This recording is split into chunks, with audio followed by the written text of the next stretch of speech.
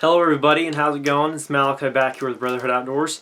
Today is just going to be a little video on how I load my own shotgun ammo and the press that I use and step-by-step how I go about doing that.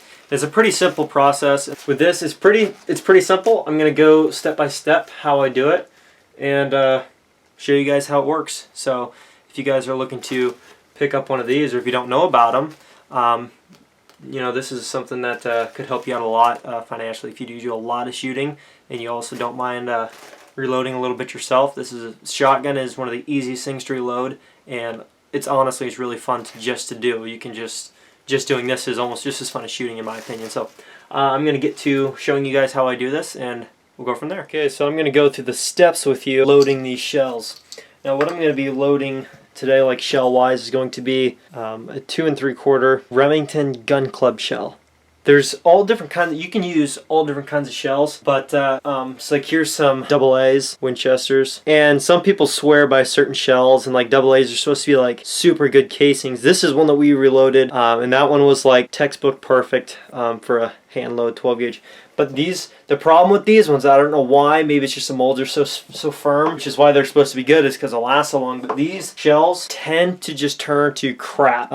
We've made all kinds of adjustments with this, you know, for the seating and everything else, and it just doesn't seem to do too well. I don't know if it's called crimping when you, you know, closing the top of it. I don't know what it's called. Anyways, I think that's what it's called. Anyway, so I'm going to show you step by step. The first thing you do is you're going to place the shell on this end piece just beneath the powder, and it's that easy. The primer comes out, slide it up onto there, get your primers out of here. We use, I'm going to point this out as well, we use Winchester shot shell primers, W209. Doesn't really take much effort, you know, just seating that. You want to take this bar, knock it over, it drops your powder in, take a wad, and there's a variety of wads too. There's all different kinds of wads according to how much shot you want.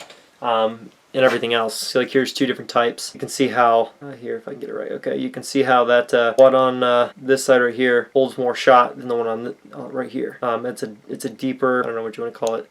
It's got a deeper area on this one, so it holds more shot. Maybe it's like if you're shooting a bigger shot or whatnot, you can hold a few more BBs if you're using a larger shot, or if you just want a bigger spread, I guess, with a smaller shot. Anyways, you want to put your wad in here, seat it down in there. Take that bar, tap it back over, and what you got in here is all your shot. Bring it on down, and that's what it'll look like the first time.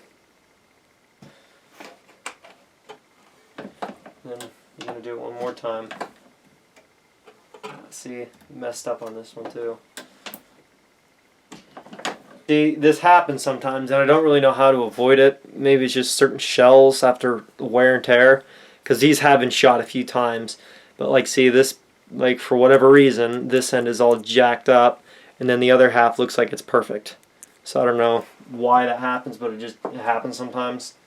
So I guess we'll try a different one. Shell number 2. Let's try this one. Primer falls out real easy. Slide it onto your next part there. Set your primer. Slide over. Knock your powder in. Take your wad. Knock your powder in. Your shot in. We use 6-shot, by the way. So if you want to go like squirrel hunting or bird hunting or just shoot skeet, it's a pretty universal shot. For 12 gauge, anyways, at least that's what we use.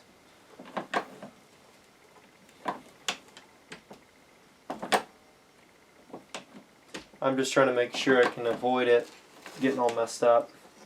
Try to be extra cautious with this one. Okay, this one should turn out pretty good. So go real slow. Okay, this one should be textbook perfect. Okay, so there's basically a textbook perfect load for a hand-loaded 12 gauge round. Primer seated properly, flush with the casing, and that's good to go. You can take it out to the woods, squirrel hunt, bird hunt, whatever you want to do, shoot skeet. And now I was the first day I got mine. This is a 12 gauge one, obviously. But I have one that's the Mech 600 Junior. It's the 20 gauge model because that's what I used to shoot. I used to shoot tons of 20 gauge for like skeet practicing when I was like between 12 and 14. I just shot tons of 20. I just went out all the time and just shot.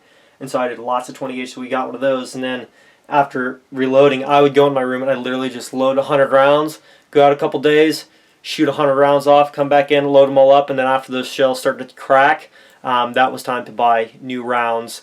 And then you can just buy new shells and all new stuff, or you can just buy, if you know what casings are coming with the rounds and you know they're casings you like, you can just buy rounds, shoot them all off, and then just save the casings. This one looks like it's gonna be. See, just looking at this one, I can already tell. If you look at this, how it's not like a perfect circle. You can see on this side it's a little bit blemished on this half. So I'm gonna try to load it, but I don't know. I'm gonna first crimp it, like run the thing over on this side just to see if it. Yeah, it might be fine. Okay, I'm gonna open it back up here on this setting. Sometimes it takes a little pushing to get those primers up, but most of the time they'll just basically fall out after you've loaded them before. Slide over, knock your powder in, grab a wad, seat it, drop your shot, take it over. You can, if you want to be real cautious, you can take it down a couple times, just real gently. See, finishing up the top. This one should be pretty perfect too.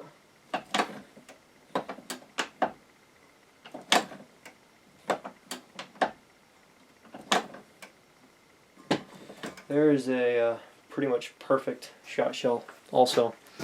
See, this one, it looked like it was going to be one of those shells that'll give you headaches. So what I did was I took it to the setting over here first on this back side, and then I just kind of went down on it and just to kind of shape it a little bit, and then I just slid it up onto this one to take out the primer, and it kind of reformed the shell, I guess you could say, so it didn't give me such a headache. So that's a pretty perfect one too.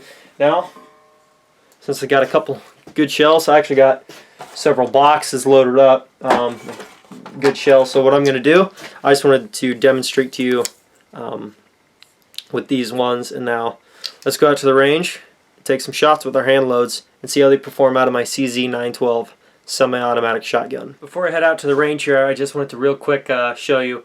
I will leave a link in the below. I'm gonna leave a link below for you guys just to go straight to it.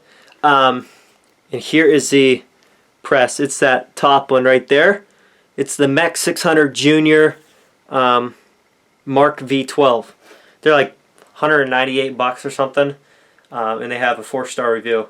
So great press. I will leave that in the I'll leave that in the description below, right at the top. So if you guys want to go click on that link, it'll take you straight there if you want to purchase one. Okay, I'm out here at the range. Got the action camera on. This is my CZ912 for any of you who haven't seen it before. So let's get shooting. I'm gonna throw this wood disc that I have that I got out of our woods.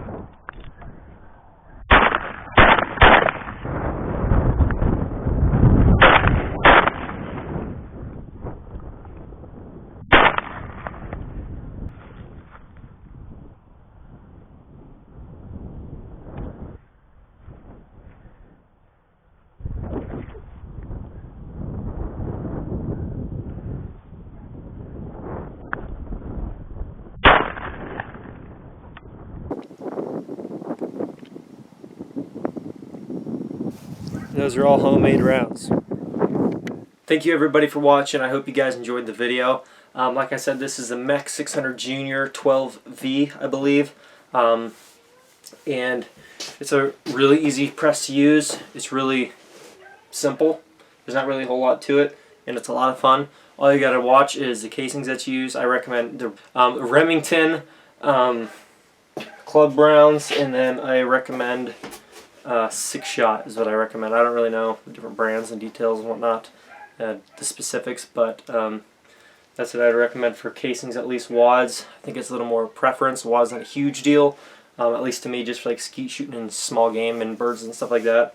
But yeah, just look at the sizes for different amounts of shot, because that's also going to determine how much you're going to end up spending per shell down the road. Because if you're using more shot, obviously it's going to, you're going to have to pay for more shot down the road. So, like I said, guys, thank you so much for watching, and if you haven't subscribed, please subscribe, like, comment, and I will catch you guys in the next video.